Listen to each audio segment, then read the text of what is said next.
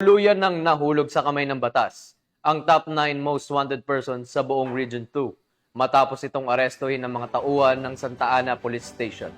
Nakatutok dyan si Corporal Roldan Giap.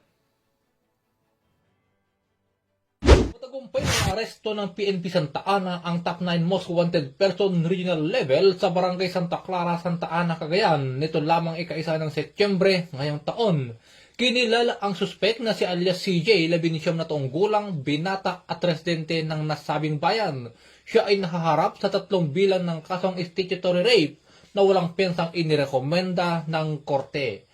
Ang matagumpay na operasyon ay bunga ng masusing pagmamatsyag at intel-driven operations ng Santa Ana Police bilang bahagi ng kanilang patuloy na kampanya laban sa kriminalidad at para sa seguridad ng publiko. Ayon kay Police Colonel Mardito G. Anguluan, Provincial Director ng Cagayan Police Provincial Office, ang pagkakaaresto sa isa sa mga most wanted person sa buong rehiyon ay patunay ng kasipagan at dedikasyon ng kapulisan. Dagdag pa rito, hindi titigil ang kapulisan hanggat hindi napapanagot sa batas ang mga taong nagtatago sa likod ng krimen.